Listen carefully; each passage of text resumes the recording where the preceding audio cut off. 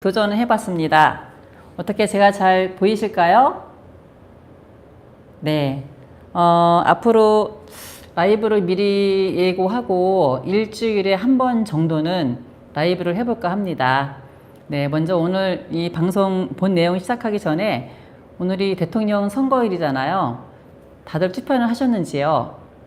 저는 마침 그 투표 장소가 저희 사는 아파트 지하라서 아침에 일찍 가서 6시 반에 가서 후다닥 하고서 나왔습니다.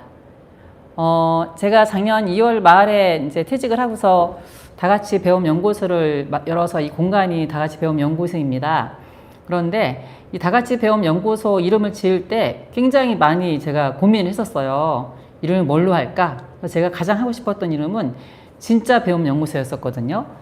진짜 배움 연구소로 한다고 주변에 많이 의견을 구했는데, 진짜가 너무 좀 가짜하고 대비돼서 좀 너무 좀 그렇지 않나? 약간 무게감이 좀 없지 않을까? 뭐 이런 의견들이 많아서 마지막까지 제가 고민하다가 다 같이 배움 연구소도 굉장히 뜻이 좋아서 했는데, 이번에 이재명 그 캠프에서 진짜 대한민국, 뭐 진짜 이런 말을 많이 쓰잖아요. 제가 진짜란 말은 내가 먼저 생각했던 용어인데 라고 생각했었고, 그리고 진짜 교육이라는 제가 칼럼을 더 에듀에 지금 쓰고 있거든요. 그리고 저를 지지했던 분들이 같이 이제 모여 있었던 방도 제가 진짜 교육을 원하는 사람들, 뭐 바꾸는 사람들 이렇게 이름을 지어서 현재도 같이 있기도 합니다. 그래서 왠지 그 이재명 이제 아직은 후보죠. 오늘 뭐 대통령 결과가 어떻게 나올지 모르겠지만 만약에 된다면 제가 프리미엄을 받아야 되지 않겠냐고 사람들이 농담 삼아 그랬습니다. 그래서 오늘 어떻게 결과가 나오든 우리나라가 좀 더 좀 잘 나갈 수 있는 정말로 진짜 대한민국이 될 수 있는 그런 나라가 되었으면 좋겠습니다. 이 대선이 굉장히 어렵게 만들어진 거잖아요. 여러분도 잘 알다시피 우리가 몇 달 동안 그 어려운 상황을 좀 거치면서 계엄 상황을 거쳐서 만들어진 거라서 더욱더 소중한 그런 대선인 것 같습니다. 여러분들의 소중한 뜻이 잘 반영되어서 좋은 나라가 만들어졌으면 좋겠습니다. 네. 라이브 방송을 하는 이유와 그 내용은 뭐냐면요. 학교에서, 굉장히 학교의 그 리더십은 굉장히 중요하죠. 우리나라 학교 교육에 대해서 이렇게 해서 굉장히 말들이 많은데, 그리고 굉장히 아주 마음 아픈 일들이 많이 벌어지고 있죠. 얼마 전에도 제주도에서 한 또 교사가 사망을 해서 2년 전에 서해주 사건의 그 여파가 아직 전혀 해결이 안 됐구나라는 생각이 들었었고, 그럴수록 학교에서 어떻게 하면은 이 학교 공동체가 살아있는 그런 학교를 만들 것인가가 굉장히 중요한 것이라고 생각합니다. 정책과 제도는 정부에서 만들어 가지만 학교 공동체 문화를 만드는 것은 또 일정 부분 학교 공동 부서원들의 몫이기도 하다고 생각합니다. 그래서 저는 이와 관련해서 제가 교사 생활 하면서 또는 그 다음에 교장을 하면서 그리고 또 교육청에서 근무하면서 느꼈던 학교 변화를 이끄는 리더십이 무엇인가에 대해서 같이 이야기를 나누고자 합니다. 제가 작년에 2월 말에 퇴직한 후에 책을 하나 썼거든요. 여러분 다 아마 아시는 분은 아실 것 같은데 바로 이 책입니다. 제목이 교장이 바뀌면 학교가 바뀐다. 이 책을 썼는데요. 이 책의 내용이 대략 세워보니까 소단은 속꼭지로 한 100개 가까이 되는 것 같아요. 왜냐하면 학교의 운영에 대한 전반적인 얘기를 다 쓴 것이라서. 근데 이 책을 뭐 여러분들이 사서 보신 분들은 너무 감사하고, 또 제가 이거 가지고서 북콘서트도 했었거든요. 그런데 아직 못 보신 분들도 많이 있으실 것 같아서 여기 내용들을 하나하나 좀 차근차근하게 좀 소개시켜 드리려고자 합니다. 여러분들이 잘 알고 있고 제가 또 자주 인용하는 말이기도 한데 악마는 디테일에 있다 이런 말이 있잖아요. 사실 굉장히 거대 담론과 뭐 정책과 제도가 우리 생활에 영향을 많이 주고 있긴 하지만 또 그것을 학교에서 어떻게 구현하고 또 학교에서 구현할 때 어떠한 소소한 문제들, 사실 어떻게 보면 디테일한 부분들이죠. 그런 부분들이 학교 문화를 어떻게 바꿀 수 있고 또 학교를 어떻게 변화를 이끌 수 있는지 그 부분은 굉장히 중요한 부분이라고 생각을 합니다. 그래서 바로 그런 부분에 대해서 제가 책에 썼던 내용들을 소개시켜 드리고자 합니다. 먼저 이 책은 크게 세 부분 두 단원으로 나눠져 있습니다. 단원으로는 장수로는 총 5장으로 구성되어 있습니다. 그래서 1장과 2장과 3장이 속해 있는 1부는 행정 실무형 민주적 리더십으로 교육활동 중심의 학교를 운영하기 위해서 어떠한 것들이 필요한가에 대해서 서술을 했는데요. 제1장은 학교 교육 발전과 학교장의 역할에 대해서 서술했습니다. 제2장은 교육활동 중심의 학교 문화를 만들기라는 제목으로 2장을 서술을 했고요. 제3장은 학교 함께 만드는 교육 공동체라는 내용으로 서술을 했습니다. 이것이 이제 일부를 구성하는 내용으로서 교육활동 중심의 학교를 어떻게 운영할 것인가에 대한 내용이고, 그 교육활동 중심의 학교를 만들기 위해서는 어떻게 학교에서 필요한 것들이 어떻게 만들어질 수 있는지에 대해서 구체적인 사례 중심으로 내용을 적은 것입니다. 그 다음에 2부는 교육과정 전문가로서의 교장, 학교의 모든 것은 교육과정이라는 명칭으로 해서, 이름으로 해서 2부를 서술을 했는데요.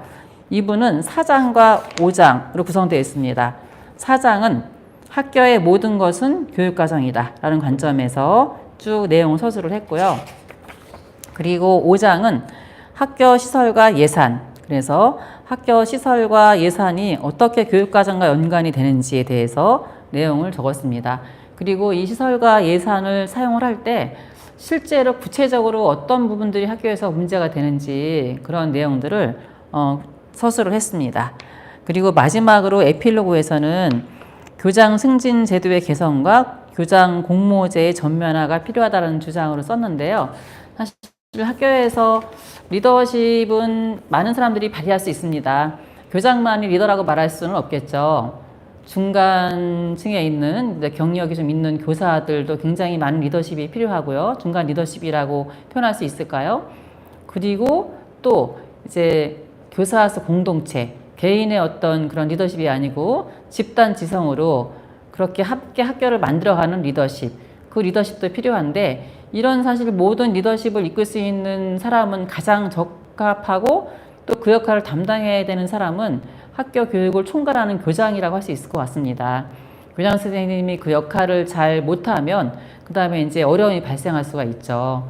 그래서 그 다음에는 뭐 교감선생님이라든가 그리고 교무부장 선생님이라든가 중견 교사들, 부장 교사들 이런 선생님들이 그 역할을 같이 지원을 하고 같이 역할을 맡아서 하고 있는데요. 이런 전반적인 상황에 대해서 제가 경험한 4년 동안의 그런 학교 운영, 그리고 그 전에 교사로서 혁신학교를 이끌었던 경험, 혁신부장 하면서 들었던 여러 가지 그 생각과 그리고 경험들, 그리고 혁신부장이 아닐 때도 교사로서 학교 변화에 어떻게 이제 문제를 발견하고 해결했는지 그런 내용들을 구체적인 사례와 함께 적었습니다. 그래서 여러분들이 이 구체적인 사례를 통해서 학교에서 어떤 일들이 벌어지고 있고 그 일들이 벌어졌을 때 어떻게 해결할 수 있는지 이런 문제들을 같이 고민해 볼 수 있는 시간이 되었으면 좋겠습니다.